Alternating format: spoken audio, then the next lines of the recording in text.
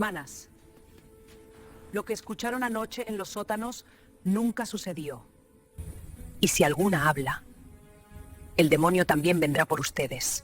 Los secretos prohibidos de los conventos medievales. El silencio entre las piedras, el incienso, jamás logró ocultar por completo el olor a humedad que emanaba de las piedras antiguas. En las noches sin luna, cuando el silencio caía como un manto pesado sobre los altos muros conventuales, resonaban sonidos que no deberían existir en lugares consagrados a lo divino. Ecos de gritos sofocados, murmullos en idiomas extraños, el arrastre de cadenas sobre el suelo de piedra. Y luego, al amanecer, solo el canto de los salmos, como si la oscuridad nunca hubiera existido. Bienvenidos al canal Crónicas Olvidadas. Prepárate para escuchar una historia emocionante. Antes de comenzar, dale like al video, suscríbete al canal y dinos desde dónde nos estás viendo.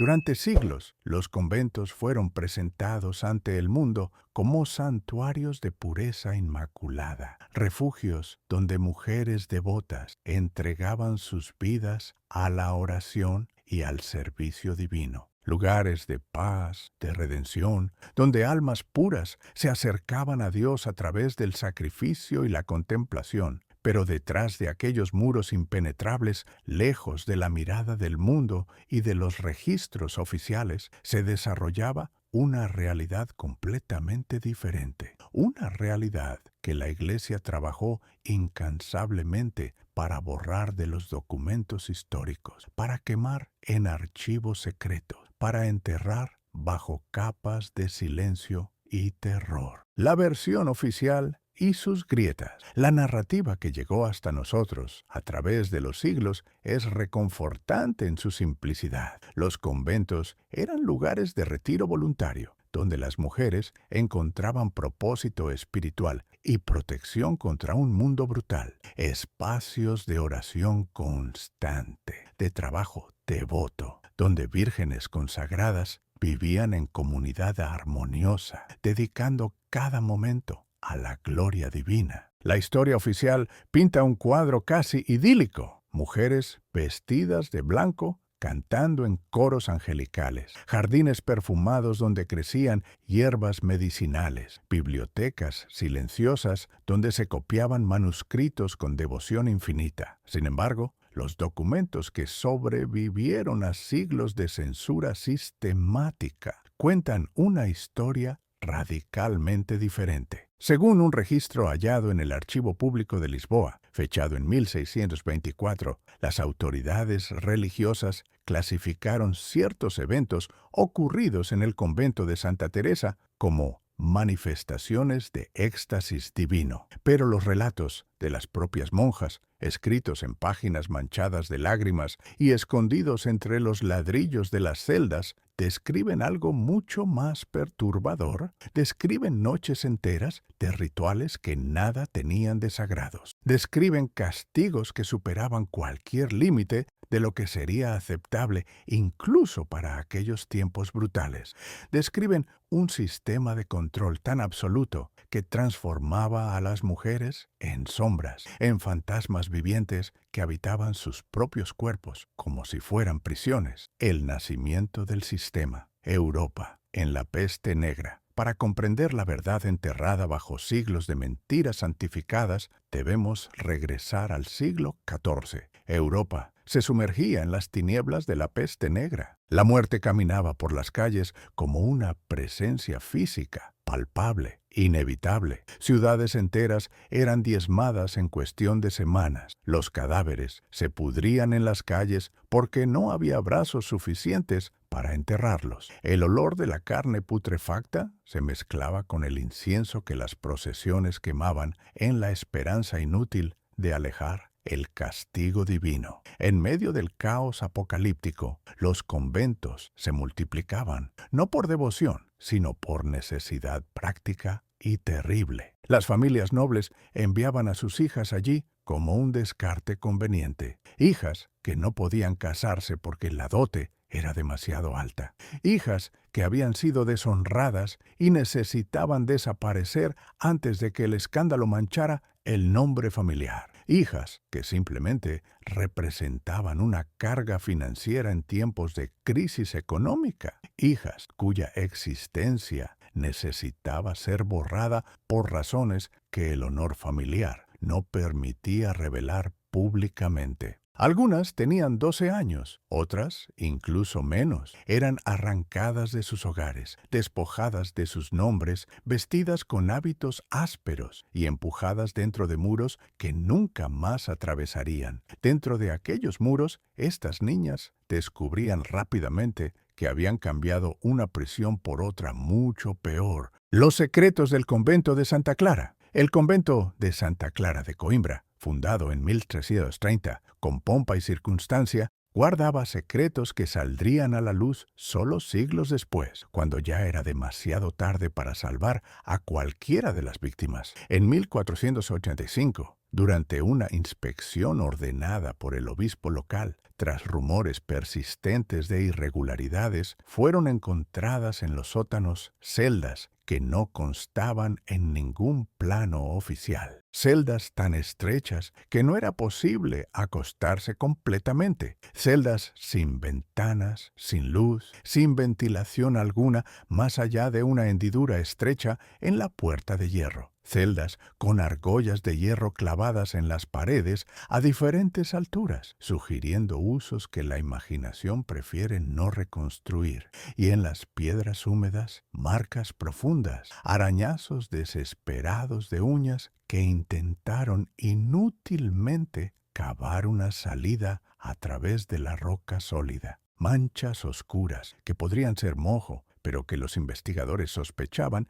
eran algo mucho más siniestro. Encontré mujeres que no habían visto la luz del sol en años, escribió un monje benedictino en 1348, tras visitar diversos conventos de la región por orden del arzobispo. Sus ojos pálidos, como los de criaturas nocturnas que habitan las profundidades de la tierra, apenas podían soportar la claridad de una sola vela. Cuando pregunté el motivo de tan extremo reclusión, me dijeron apenas que era necesario para su purificación espiritual, pero cuando miré más de cerca, vi en los ojos de estas criaturas algo que me perturbó profundamente. No vi paz, no vi devoción, vi apenas miedo. El proceso de purificación.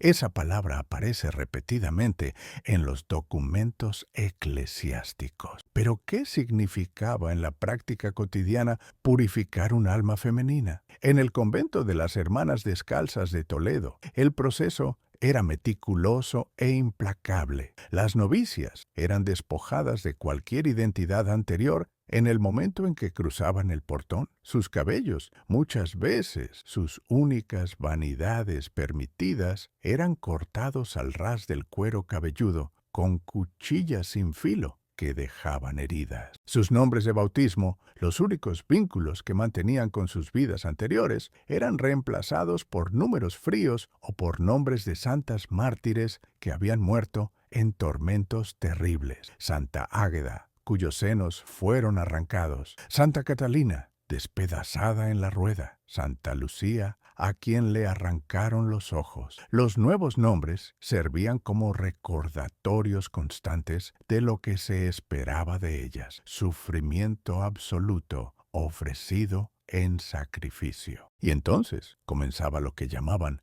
mortificación de la carne. Ayunos que duraban semanas enteras, reduciendo cuerpos jóvenes a esqueletos ambulantes. Autoflagelación obligatoria todas las noches después de completas. Látigos trenzados con nudos que desgarraban la piel de la espalda hasta exponer el músculo. Horas interminables arrodilladas sobre piedras puntiagudas, especialmente elegidas por su capacidad de causar máximo dolor, hasta que las rodillas sangraban e hinchaban de tal forma que caminar se volvía una agonía. Baños en agua helada durante el invierno riguroso. Cilicios de metal enterrados en la carne de los muslos. Todo esto bajo la justificación sagrada de que el cuerpo femenino era la fuente primaria del pecado y necesitaba ser domado, quebrado, destruido para que el alma pudiera finalmente liberarse. El horror oculto en las confesiones. El proceso inquisitorial preservado en los archivos de Toledo, fechado en 1492 y descubierto apenas en el siglo XIX, cuando los archivos fueron parcialmente abiertos, menciona el caso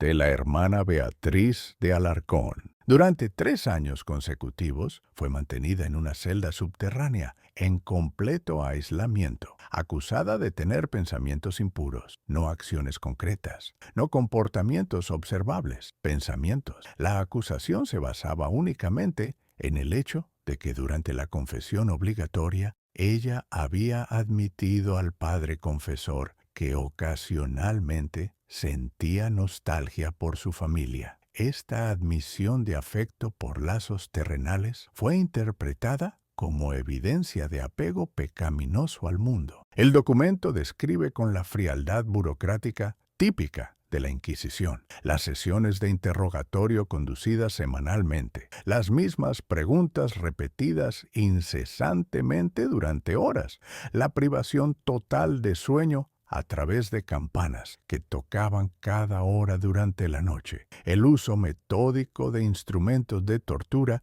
que llevaban nombres cruelmente irónicos, nombres sagrados que transformaban la tortura en sacramento. La Virgen de Hierro, un sarcófago femenino revestido internamente con clavos que lentamente perforaban a la víctima cuando la puerta se cerraba. La cuna de Judas, una pirámide de metal sobre la cual la víctima era suspendida y lentamente bajada. La pera de la angustia, un instrumento de metal que se expandía dentro de las cavidades del cuerpo, causando daños irreparables. Cuando la hermana Beatriz finalmente confesó sus supuestos pecados, tras 37 sesiones de interrogatorio, su cuerpo estaba tan quebrado y su mente tan despedazada que ya no conseguía distinguir la realidad del delirio. El proceso registra meticulosamente que ella admitió haber mantenido relaciones carnales con el propio demonio, que visitaba su celda todas las noches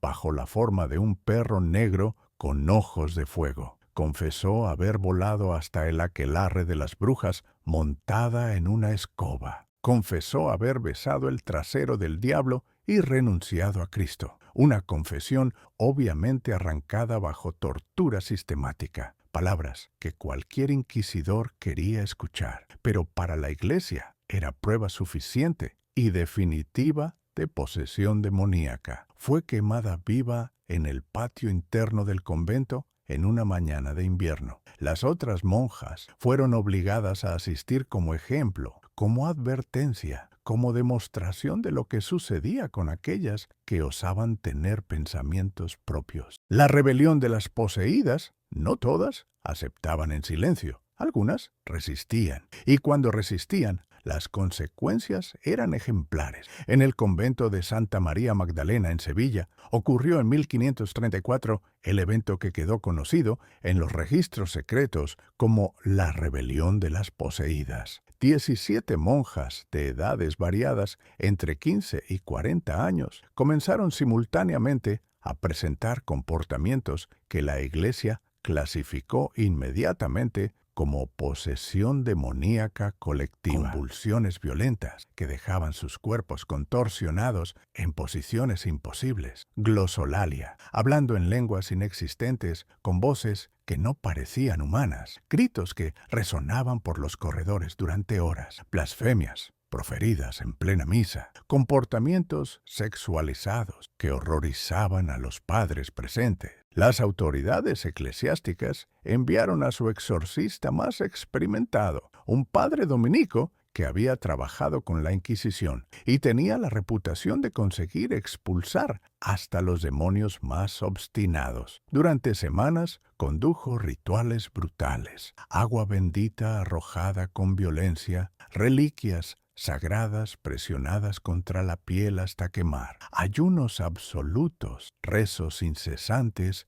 que duraban días enteros. Pero cuanto más intentaba expulsar a los supuestos demonios, más violentos y frecuentes se volvían los episodios. Las 17 mujeres parecían alimentarse unas de otras, creando un ciclo de histeria colectiva que nadie conseguía quebrar. hasta que una de ellas, durante un raro momento de lucidez entre los episodios, confesó la verdad a un joven padre recién llegado, que aún no había aprendido el arte del silencio institucional. No había demonios, nunca los hubo. Había apenas desesperación acumulada durante años. Había revuelta sofocada contra el abuso sistemático y el silenciamiento absoluto. La posesión era teatro, era representación, era la única forma que encontraron de expresar su sufrimiento de manera que no pudiera ser completamente ignorada o castigada, como rebeldía consciente. Si gritaban como mujeres rebeldes, serían simplemente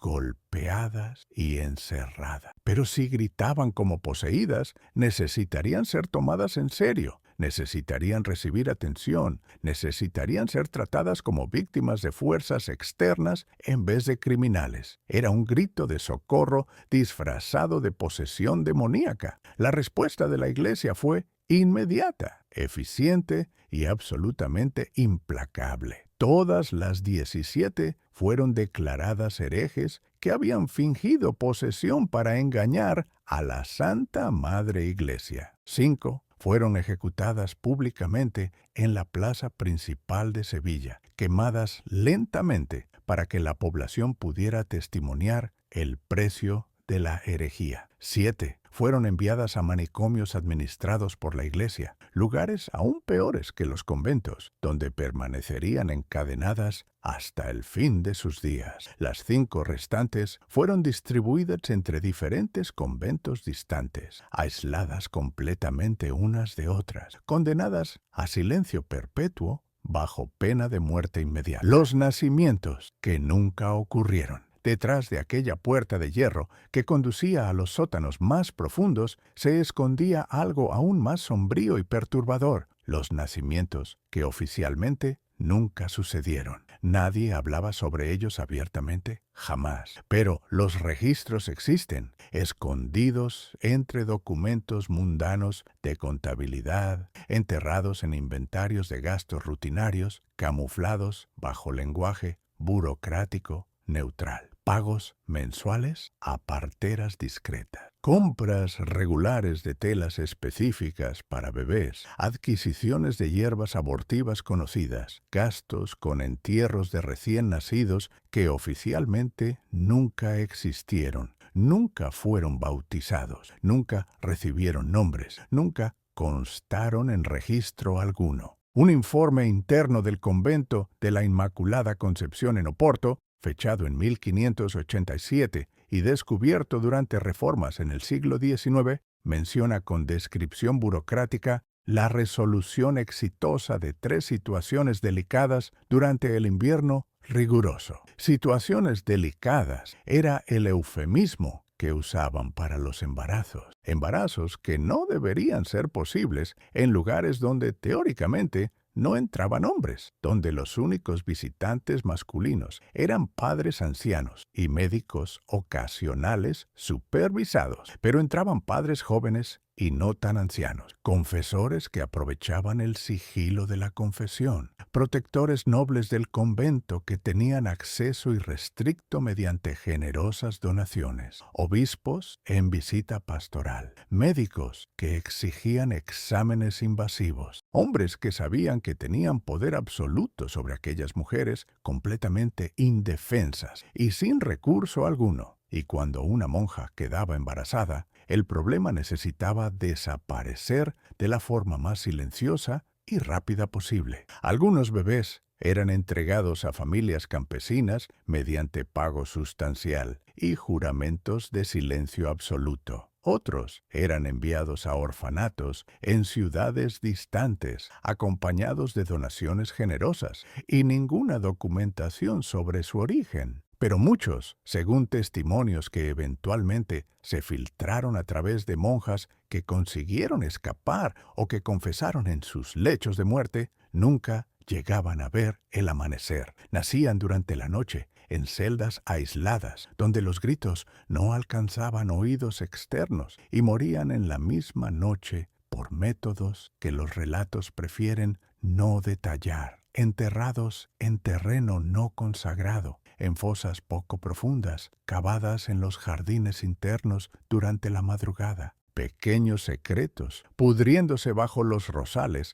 que las monjas cultivaban con tanto esmero y que florecían con vigor sospechoso. Durante reformas realizadas en el siglo XIX en el convento de Nuestra Señora de los Dolores en Madrid, trabajadores encontraron bajo el piso de una capilla lateral osamentas de al menos 43 niños, todos recién nacidos, todos enterrados sin ataúdes, sin mortajas, sin ritual alguno. El descubrimiento fue rápidamente acallado. Un padre explicó a los periódicos locales que probablemente eran víctimas de una epidemia antigua. Los huesos fueron removidos discretamente durante la noche. Ninguna investigación fue conducida. El asunto fue considerado cerrado. El poder de definir el pecado. Como escribió el historiador Carlo Ginzburg, especialista en historia de la cultura popular y de la Inquisición, la línea que separa lo sagrado de lo profano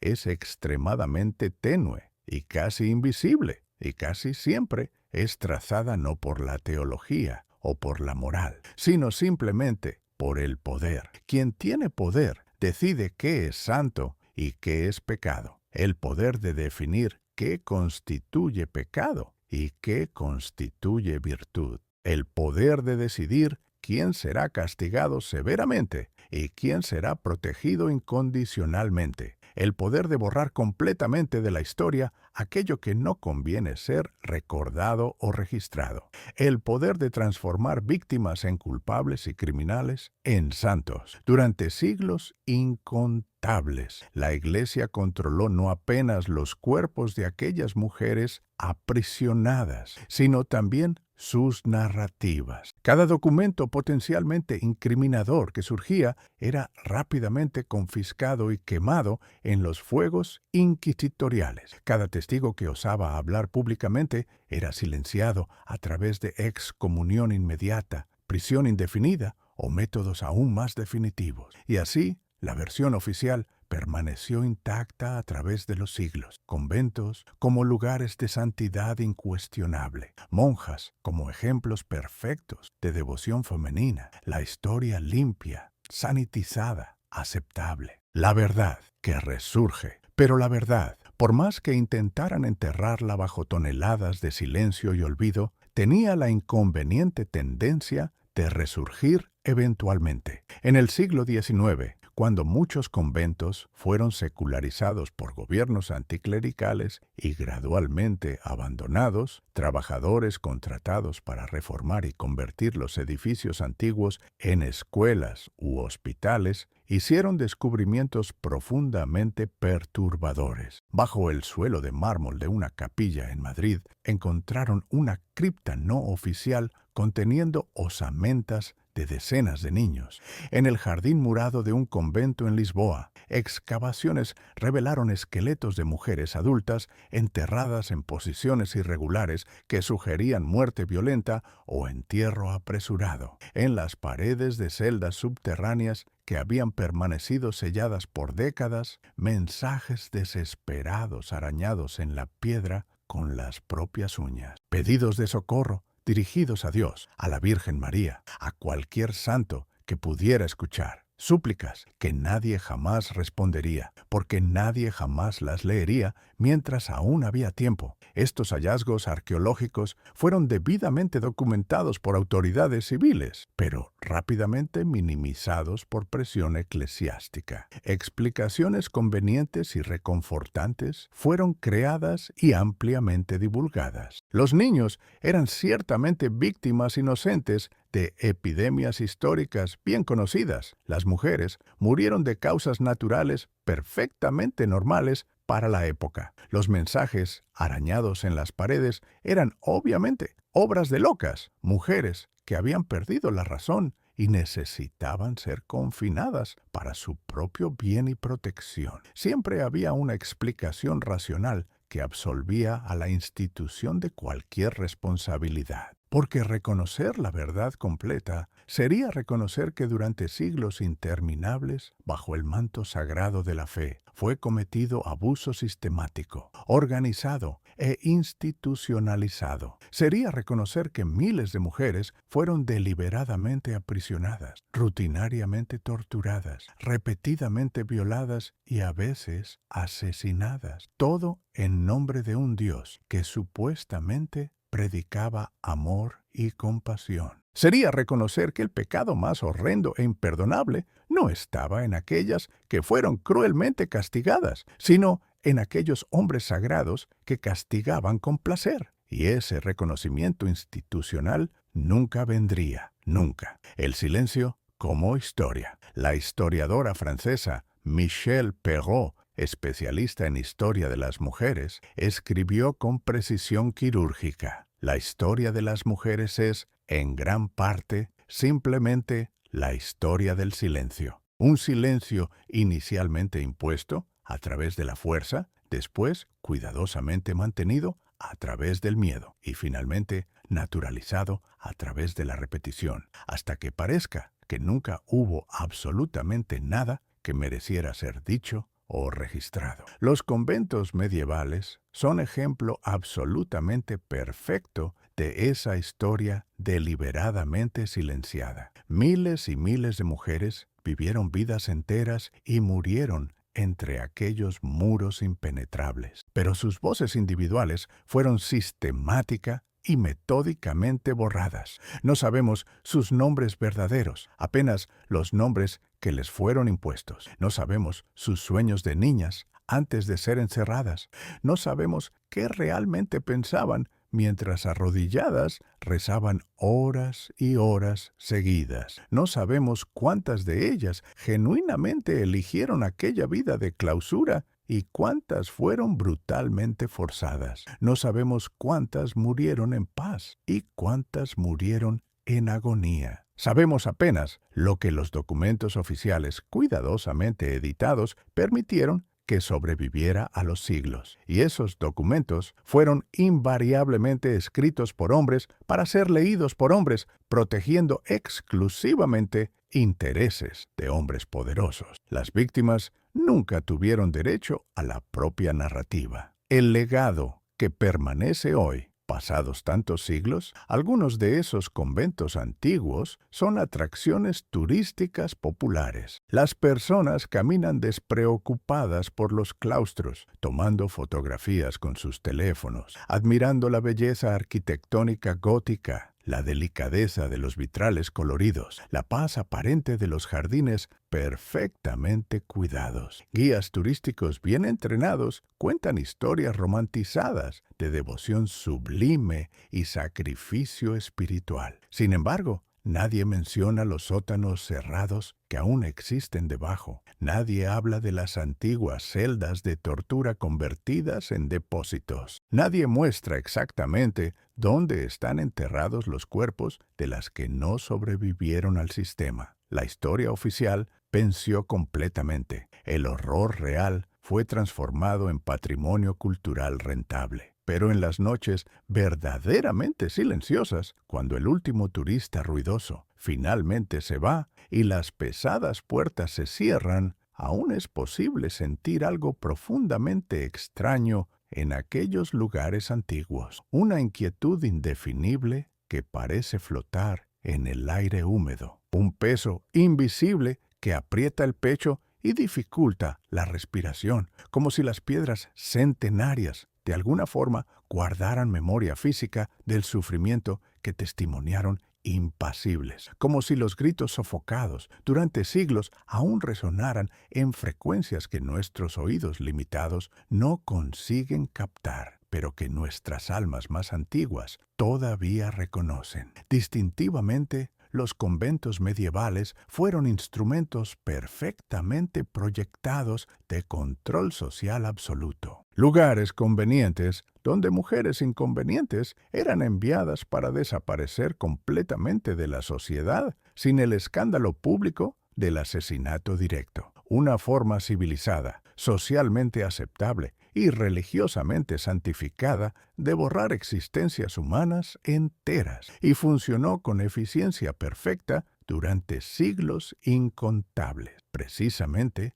porque era protegido y justificado por la religión institucional y reforzado por el miedo universal al pecado y a la condenación eterna. Cuestionar abiertamente a la Iglesia era cuestionar el propio orden divino establecido por Dios. Entonces nadie cuestionaba públicamente y el horror continuaba implacable, generación tras generación, escondido detrás de muros de piedra cada vez más altos y oraciones murmuradas en latín que nadie más comprendía. Reflexión final. La fe que debería liberar las almas se tornó la cadena más pesada que jamás aprisionó cuerpos humanos. Y lo más profundamente perturbador, cuando estudiamos esta historia enterrada, es percibir que los mecanismos fundamentales continúan exactamente los mismos hoy. Cambiaron superficialmente las instituciones específicas, cambiaron los discursos públicos aceptados,